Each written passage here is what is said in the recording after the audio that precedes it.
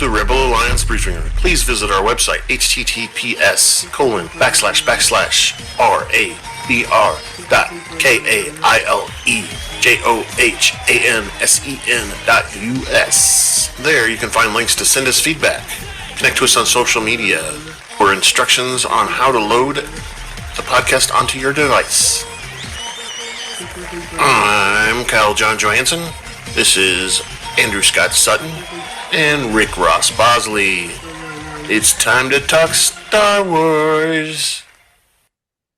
Yes, Star Wars. Sorry, I'm wearing my Monarchs jersey today. Scott and Rick aren't able to be with us today. They're both busy with family stuff. Scott's got his Boy Scout family has got some dealing with, and then Rick's visiting family. So we're by ourselves today. Yay! Today we're reviewing Star Wars Acolyte Season 1, Episode 4, called Day. We're going to do an unboxing, and then we'll discuss the episode, go through all the directors and actors and stuff, and do a detailed walkthrough of the entire episode.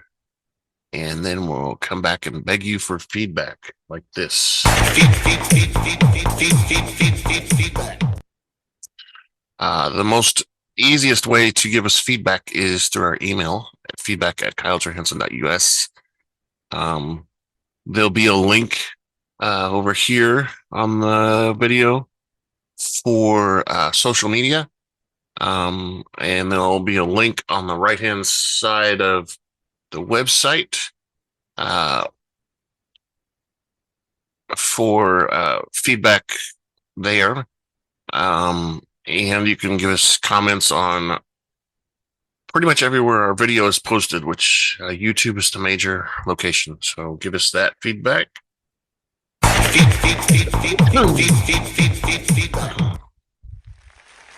Yay. So we're starting the show. That applause means we're going to do hopefully an unboxing here. So bear with me. Now we have a special treat. It's unboxings.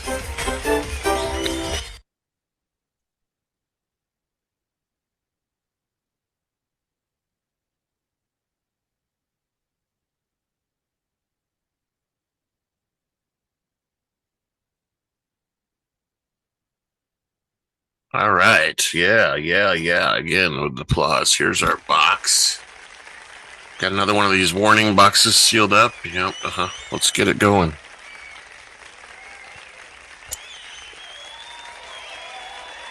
Dang, I need a chop saw here. I need to sharpen this thing. It's not actually sharp.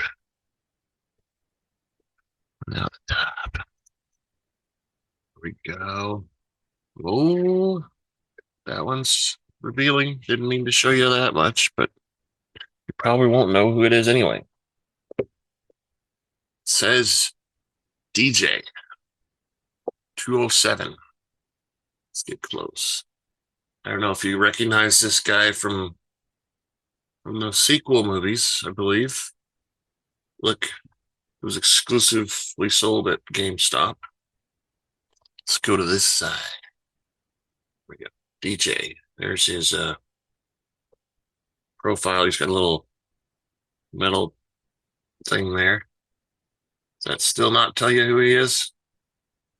He's got some sort of thing in his arm. Aluminum foil, maybe? Anyway, here's the back. Again, like I said, this is the sequel series. During the First Order time. And here's the side. DJ 207. And the top.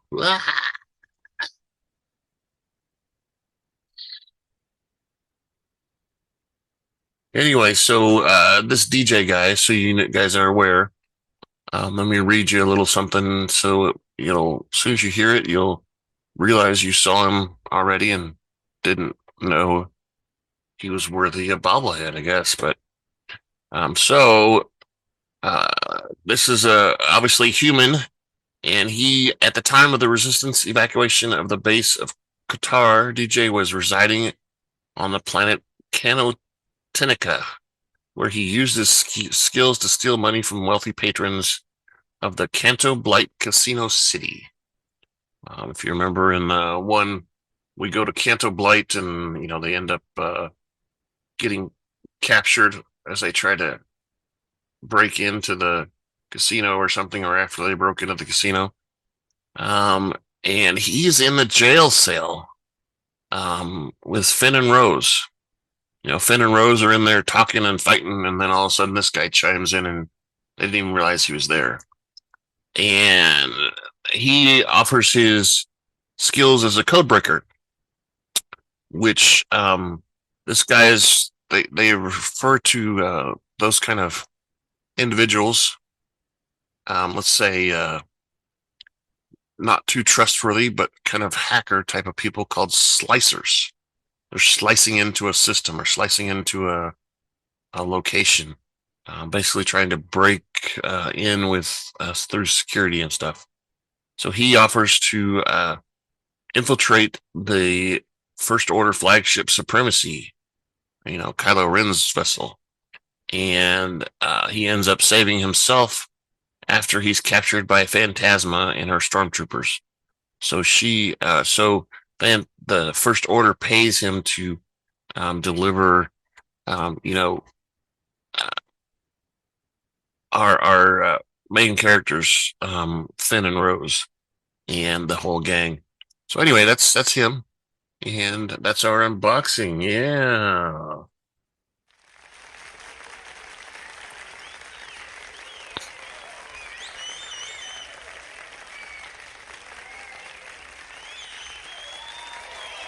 Here I am back. Yay. So again, we're starting with Acolyte Season 1, Episode 4, called Day. The director was Alex Garcia Lopez.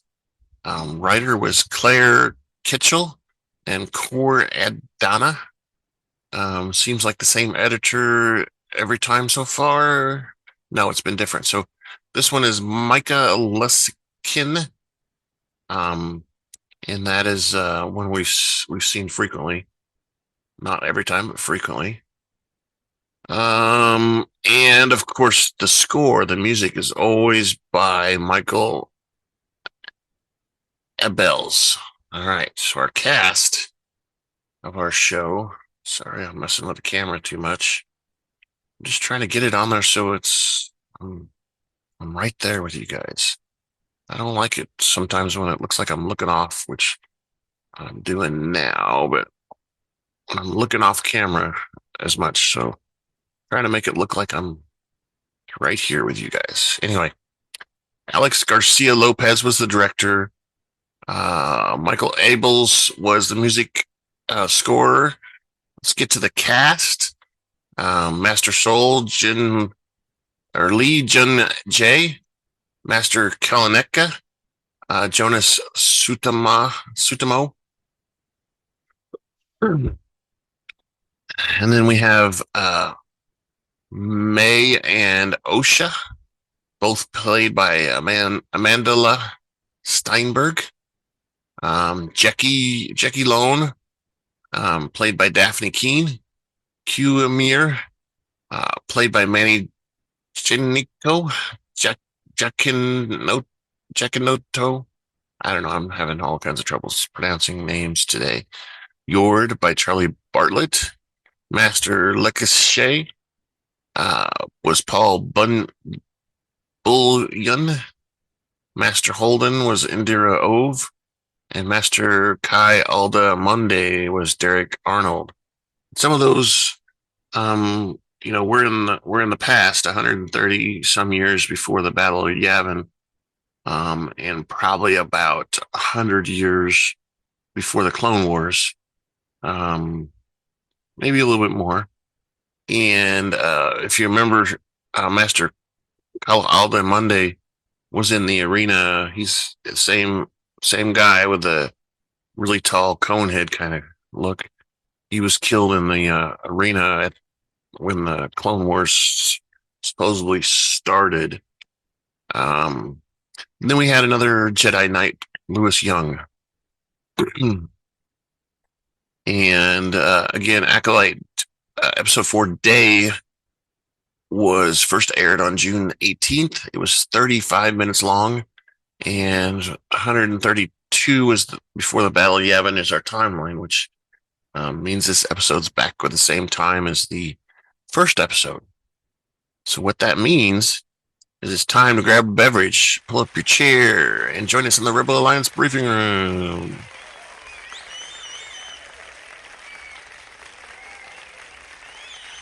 All right. We're here. We made it. Yay. We start off at the Wookiee Jedi Kelnecca is walking through the forest on Kofar to his house or shelter. His shelter kind of looks like maybe a ship of some sort. Anyway, Kelnecca chops meat and adds them to herbs in a pot of stew. On the wall of the shelter lies 3 concentric circle symbols. One of them kind of, like Rick pointed out to me earlier, kind of looks like a yin yang on at least one of them, maybe 2 of them, and then we see some circles later that are the same circles that is on May's head and some of the witches that we saw in the previous episode. Anyway, so we move on at the Jedi Temple on Coruscant. Jecki, Lon, and several other Padawans train with sticks under the tutelage of the bearded Jedi Master Lakshay. Lakshay drills his students on the arts of combat, reminding them to maximize their defenses without the need to strike. Osha Anashay watches from the outside of the class as a beacon chimes to mark the end of the class time. The master dismisses the class before leaving, and Lakshay asks to see Daro and Renee's opening stance before they leave. Osha speaks with Lon,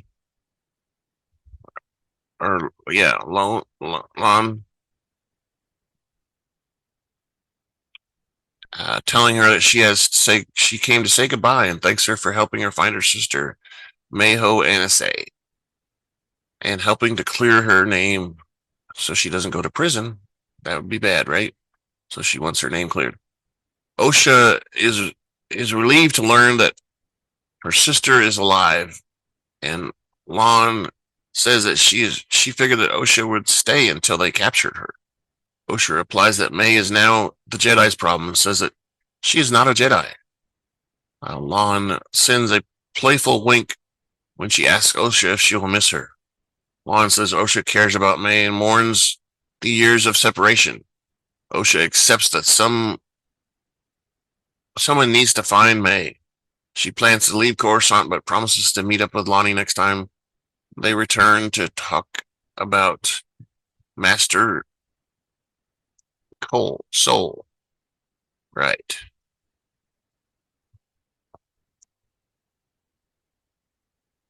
Later, a twin boom starship with separate compartments known as the Exile 2 lands on the clearing on Kofar.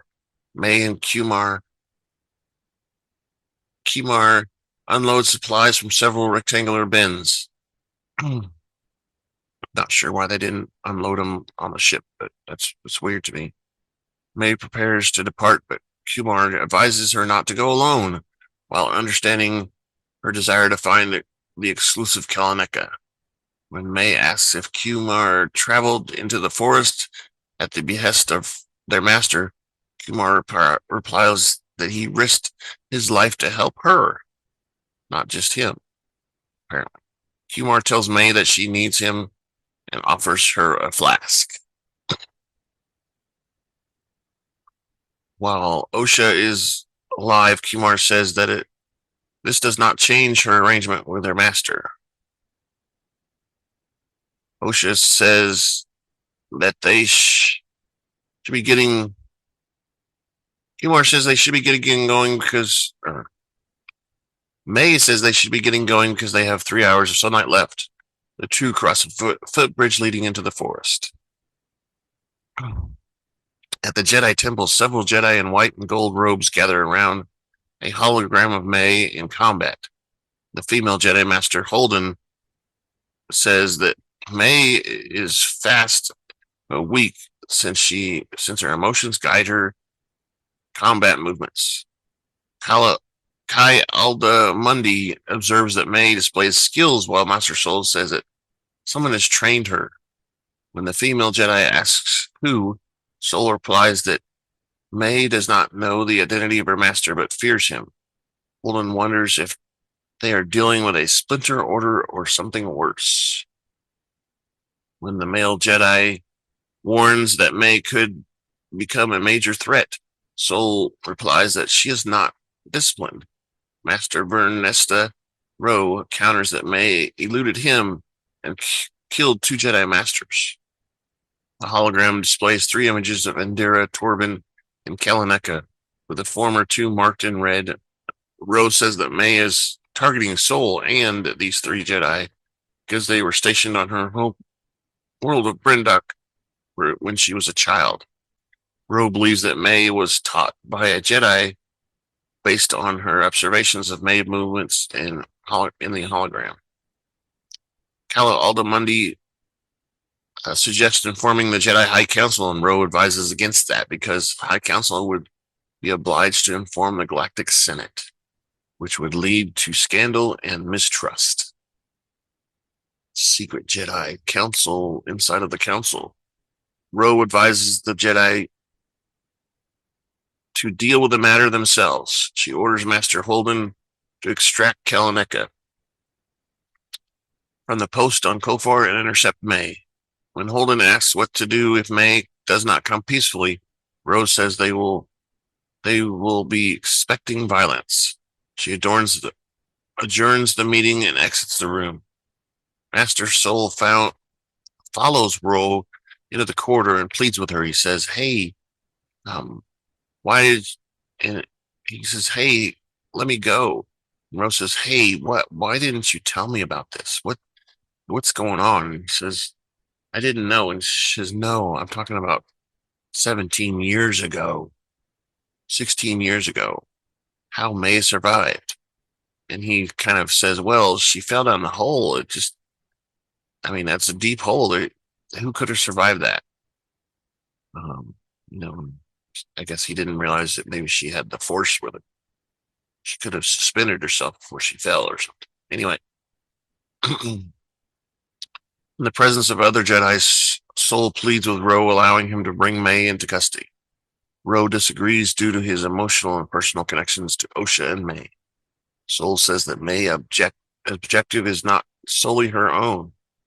Rowe agrees, opining that May is part of a larger plan by her master. She thinks that it is something that'll tip the scales. Soul warns that if Holden kills May, the knowledge of her master will be lost to them, and he says that May will not surrender without getting something in return. Rowe asks if they have something, and Saul nods. So tipping the scales, that's foreshadowing right there. All right. So we go back to Kofar. While walking through the forest, Qimir and May discuss the master's command to kill the Jedi without a weapon. Qimir asks if this means he can engage in unarmed combat while using her lightsaber to disarm them. He asks if this is cheating, since he reasons that he failed to carry out this order during her previous assassination attempts. May responds that she didn't fail to kill Indra and Torben. Qimir counters that she killed them her way and did not follow her master's command to the letter. May asks Qimir what kind of deal he made with the master. Qimir denies the deal with the master and says that the master collects people. When Rey asks if he's seen his face, Qimir says he doesn't. She knows he hasn't. They reach the edge of the towering forest, which Qimir describes as the perimeter. May is unhappy that her sister Osha is with the Jedi and asks Qimir what she was like. Qimir says that Osha seemed to not have understanding of her situation and that she is attached to a particular Jedi Master. She didn't have an understanding of May's situation. Qimir faces the dark. Qimir's face darkens, prompting Qimir to say that that they need to continue their hike. The two assassins continue their hike through the narrow ridge. While Osha is walking through the hallway of the Jedi Temple and chatting with Pip, Sol calls her out, saying that Jecki had told him that she had left. Osha apologizes for leaving without saying goodbye. Sol asks Osha to accompany him on the mission to hunt May. Osha asks if Sol is recruiting her back to the Jedi Order before concluding that he needs her help to find May. Sol explains that he needs her to find May, explaining not getting her back into the Jedi. He told May that Osha is still alive, and her eyes soften. Sol says that May has potential to become a different person than she is right now, because her eyes softened. She lit up basically when he said Osha is alive. Sol explains that the Jedi will not allow him to hunt for May if Osha comes. The mission will not let him to hunt unless Osha comes on the mission. Sol says he does not want to harm May and believes that if there is still good in her. Osha replies that May is not a murderer.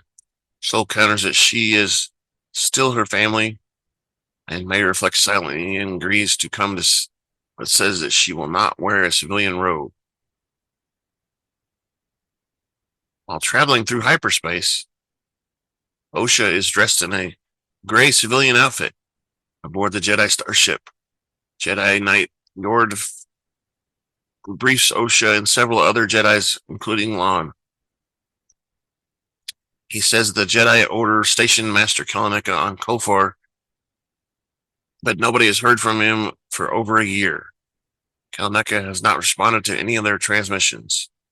Pip attracts the attention of a small furry tie-in, which, according to the link I have here, let's get some more information, because I was confused about this creature too. But Tyran is a species of furred and buck-toothed aquatic sentience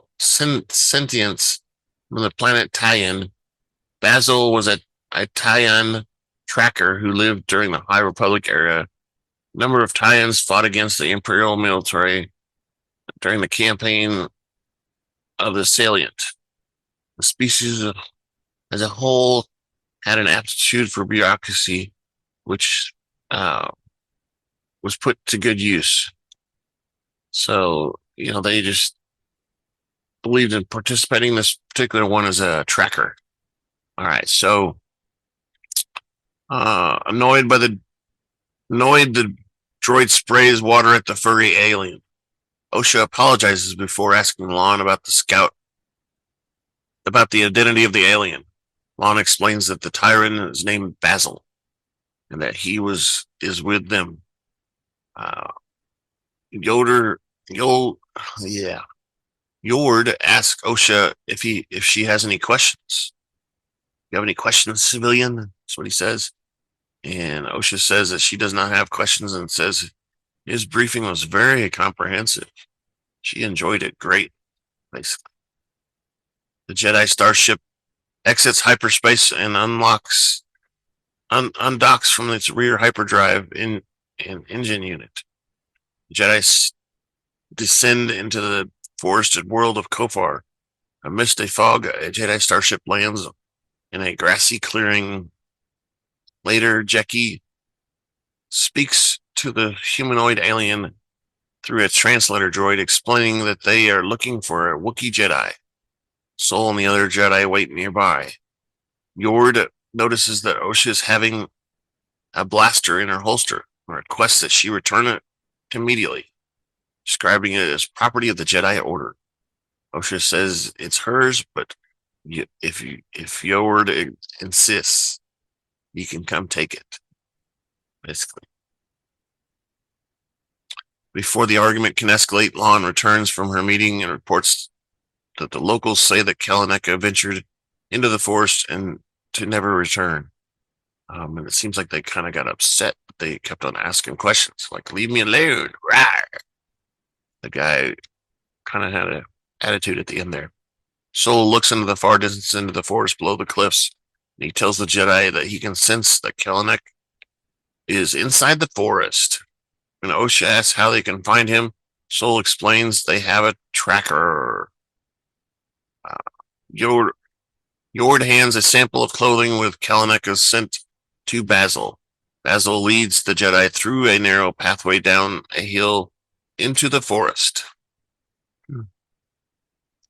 During the walk, Osha asks if Fandar or Yord can understand what Basil is saying, and Yord replies that he can because he spent his free time learning a more nuanced alien language than the She-Rook most Padawans study. When Osha asks if Yord is upset about having her join the mission, the knight responds that he is concerned about her safety. The two hang back as the other Jedi proceed. Osha tells Yord that Sol believes that May can be saved.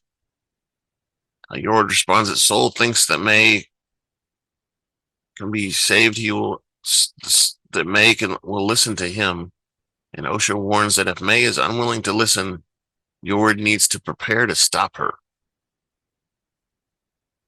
Osha says that she won't be able to kill her and says that she can't hesitate a second time. Yord is sympathetic to Osha's concerns, but thinks that Sol brought Osha here to face him herself. Elsewhere, May and Qimir reach the gully at the end of the path. They find the path obstructed by a giant tree.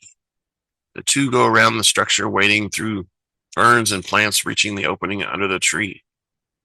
This leads into a thicker forest. Meanwhile, Basil leads the Jedi party through a section of the forest where the trees have been big lumps growing from their trunks. Basil says there is something rotten about the trees, with Yord translating. Sol advises the Jedi party to keep the volume down and avoid trouble. Osha touches one of the lumps until Jecki tells her to move on. After she moves, the lump is revealed as a large, scaly predator. She sees slime where the lump was and sees movement in the trees. Osha calls out to Sol and says, "Hey, there's something up there." The Jedi look up and see a giant moth-like creature known as a Umbra moth approaching her. Sol draws his blue lightsaber and faces it down by descending winged Umbra moth. He slices through the creature with his lightsaber. Osha notices the creature is drawn to the lightsaber. Sol says that the Umbra moth was drawn to the light and tells the Jedi party they have to keep moving. Osha and the Jedi leave the forested section with the hibernating moths. The Jedi hike through the tunnels created by the trees. Yord leads the group, following by Osha, Lauren, and Lauren. Osha says she could sense the creature and regrets that it died during their encounter. Jecki replies that it is an honor for something to be transformed into the Force. Jecki notices that Osha has experienced more death than she has. Osha says she struggles to accept death and the resentment from her separation from her sister. Jecki reassures Osha that she is not defined by what she has lost, but rather what she has survived. She touches Osha's arm and asks her and says that she's gone through a lot. The landscape shot of the mountains and surrounding forest, Qimir leads May through the jungle, saying that Kelnecca's hut is 10 minutes away.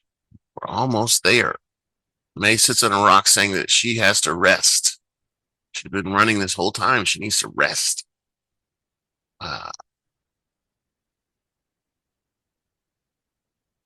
May says she needs to rest up because she's going to be fighting Kelnecca, a big Wookiee.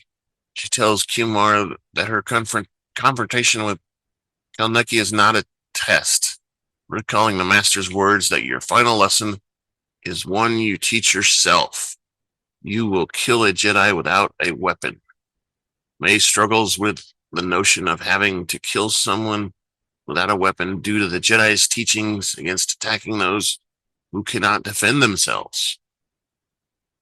Qimir reassures her that her test is not impossible.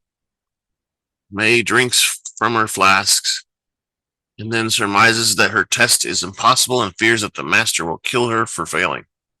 When May accuses Qimir of not caring for her, he offers her some more water and tells her she needs to rest because she is losing her nerve. Qimir leaves and May looks at the surroundings and resumes her journey. But if you notice, she pulls out a rope from her bag. We'll find out why later. As dusk approached, the Jedi find their tie-in guide, Basil, has disappeared. Yord grumbles about the reliability of Basil before updating Sol on the situation. Meanwhile, Qimir hears May's cries and runs to help her. He steps on a booby trap and is caught in a rope. And I think here at the same time, the Jedi can hear May screaming too. In a rope and leaves him hanging from his leg from a tree upside down. May resurfaces from the trees as she was hiding, like she was waiting for him. And she was. Qimir calls for help, and May tells Qimir that she doesn't need to follow her master's commandment to kill a Jedi without a weapon because Osha being alive changes everything. May says that she is loyal to Osha and not Qimir's master. When Qimir asks what she is doing, May replies that she intends to surrender herself to Kelnecca and the Jedi Order. Qimir says that the Jedi will put her in prison. You'll be in prison, which I guess is a really bad thing. May says they won't after she tells them what she knows. When Qimir warns the master will kill her, May says that he will have to find her first and doubts he'll be able to navigate through the jungle without a guide. May tells Qimir that he has outlived his usefulness for her and leaves him hanging. Meanwhile, the Jedi reach a grove but find no sign of Basil or May. Sol gazes at a tropical foliage in the distance. When Osha asks, he says it's nothing. Osha asks why Sol did not let her confront May. Osha thinks that she will be able to face May, but Sol tells her that he is not going to. She is going to face her past instead. He says that once they have gotten May safely onto the ship, he will explain everything. So he's going to force her to remember her past and stuff, which, I mean, whatever. Elsewhere, May sees Kelnecca's hut in the distance. As she approaches the hut, she trips over some pods which release orange pollen. As the dust settles, she encounters the Tyran guide Basil. May greets Basil, but he squeals in fear and shock, attracting the attention of the Jedi. May runs past Basil and heads towards the hut. Sol leads the Jedi towards the location of Basil's cries, and Yord tells Osha to wait from behind. May enters Kelnecca's hut as the Jedi approach. Inside the hut, she finds the Wookiee Jedi slumped in front of a console. As she approaches Kelnecca, she finds him dead with a lightsaber gash across his chest. May realizes her master is here, and everything gets dark in the hut. It says here the night settled, but it's more like darkness is coming. As night falls, the Jedi surround the space between the two lanterns at the front of Kelnecca's hut. Osha watches from behind. Soul demands that anyone inside the domicile come out with their hands raised in the name of the Galactic Republic and the Jedi Order. Yord demands that May surrender. May gazes nervously through a hole in the door. Soul turns his back towards Osha. Turns back towards Osha as a dark shape settles behind his former Padawan. The other Jedi turn to face the stranger. Osha turns to gaze at the dark, cloaked figure wearing a helmet with granulated jaw guard. As the stranger approaches, Osha, Saul, and Fandar demand the figure stand down. May watches nervously from inside the hut as the helmeted figure studies Osha and draws its red lightsaber. And I don't know, I kind of thought in this moment that helmet was much bigger than it needed to be. Like it was heavy and burdensome for the person to have. So anyway, in response, the Jedi draw their lightsabers and charge at the stranger. The stranger uses his force powers to flick. He just kind of goes tink, tink, and Osha goes flying off to the side. And then he hurls the Jedi away, stirring up a cloud of dust. And then we see the credits roll. Credits roll. Credits roll. Yay. Episode over. All right. So, what did you guys think of that episode? It was pretty good. I thought it was pretty good. It was action-packed. Let's see. I got some stuff that Rick sent me. Let's see what he said. He said, I'm not going to be able to join today.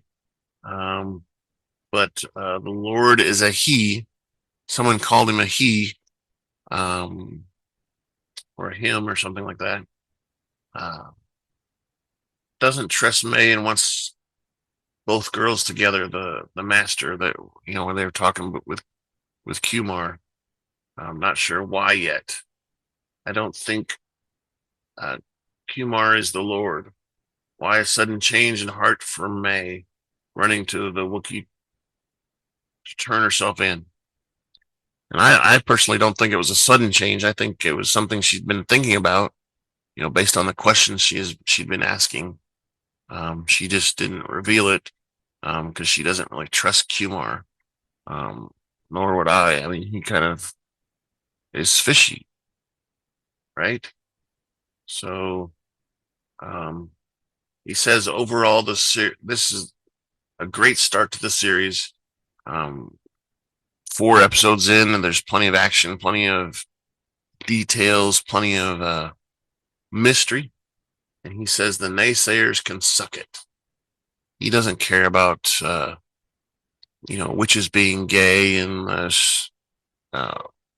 showrunner being gay. He just says it's a good show, and you guys should just watch it and understand. And I agree. A lot of those people that are saying how bad the show is are just looking for clickbait. They're not really, they don't really know what they're talking about. They probably didn't even watch the entire episode. They just watched enough to type up something on the internet, cliff notes and such. So I don't think so. I think the big, I think myself that Qimir is the master. Because how did the master get there so quickly? Maybe he was following, but why would he do that? He's got Qimir to tell him what's going on, if he needs it. So I think Qmir's and the master are the same person. If you notice the master, he was kind of small and lanky and not very tall. He was barely taller than Osha. Which is about the size of Qimir. And like I said, the helmet seemed to be extremely big for the size of the person. It wasn't May because May was inside, and it wasn't Osha because Osha was right there. It could be Minestra, like I was saying at the beginning of the first episode, but I don't think so. We still don't hear the master say anything except for what we did on the first episode, which kind of sounded like a husky voice of some sort. And I think, his master plan is not to necessarily kill the Jedis, but it's to get May and Osha on the same page and get maybe Osha back to using her force powers. Probably because he believes that twins with force powers are very, very powerful together. The more that they work together with them together, the better in the long run. So, I kind of said last episode in the end there where I think it's going to be a duality thing, kind of like what we saw in the sequels. With Rey and Kylo, where they were a force dyad, which made them stronger together. I think that's what this guy is doing. Is he's gonna use them to be even more powerful. I've seen some rumors online where this guy is maybe like the master of Palpatine's master. So this is Darth Plagueis's master. We don't know that for sure because we don't know really who the guy is yet. But they're looking at different material and stuff that's out there and trying to decipher and figure out who it is, and they think it's Plagueis's master, which I can't remember what that his name was. Anyway, so we want as much of your feedback as possible. Feedback at KyleJohansson.us. That's feedback, KAILEJohansson.us.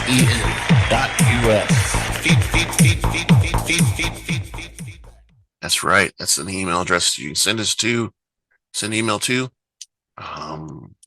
We have a link on our website on the right hand side. There's actually two links that you can use. One of them's for social media. We're on X/Twitter, where our name is called at super_duper_pod. We're on the Blue Sky Network at Rebel Alliance Briefing Room, all one word. There is a link over there that you can click to fill out a feedback form, and it'll come to us.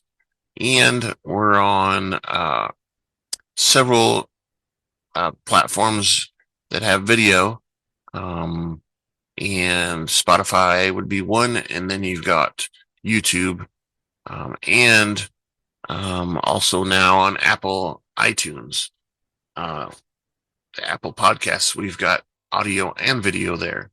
I've set up two separate feeds so we can have both on iTunes.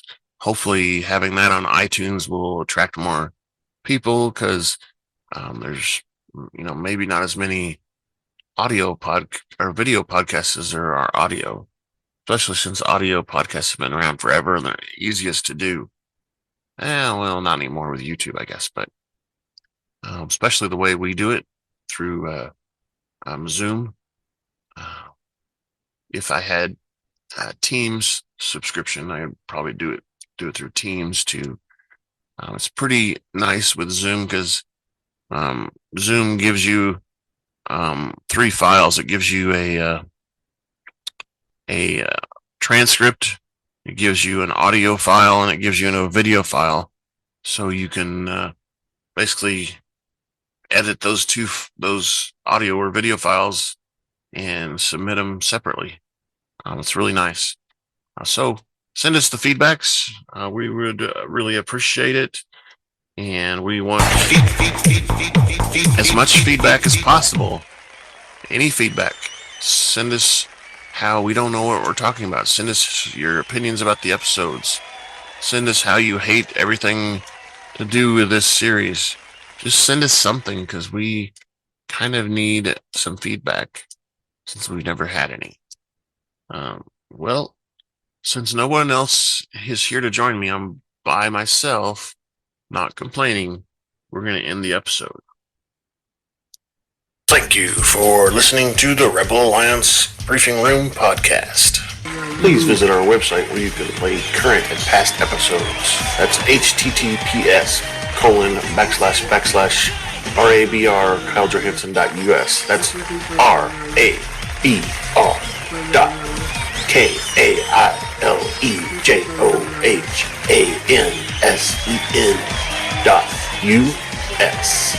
On the left-hand side is a navigation menu. You can use this to learn how to load the Rebel Alliance Briefing Room podcast on your Android or Apple phone and tablet. And we have direct links to our podcast on Apple and Google Podcast. Please participate by connecting to our social media, answering questions of the week, or submitting feedback directly from the site.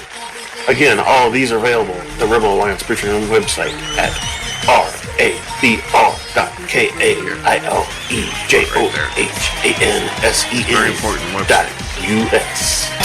Everything is there. This podcast in no way is approved, sponsored, or owned by Lucasfilms Ltd., Disney, Disney Plus, or any of its subsidiaries. All opinions are solely owned by Kyle and or Scott, and in no way express the views or opinions of their past or present employers. Views and opinions are not supported or restricted by Lucasfilms Ltd., Disney, Disney Plus, or any of its subsidiaries. Any rebroadcast, reproduction, or any or other use of this podcast and its affiliate sites without consent of Super Duper Podcast Network and its host is prohibited. Very much. I am Kyle Johansson, and this is Andrew Scott Sutton. Say goodbye now. Just me today. No Andrew, no Rick. We thank you for joining us. Hopefully you can send us some sort of feedback. We look forward to the next episode because it's getting very exciting and we need to find out who the master is. And we look forward to finding out with you guys. Thank you very much.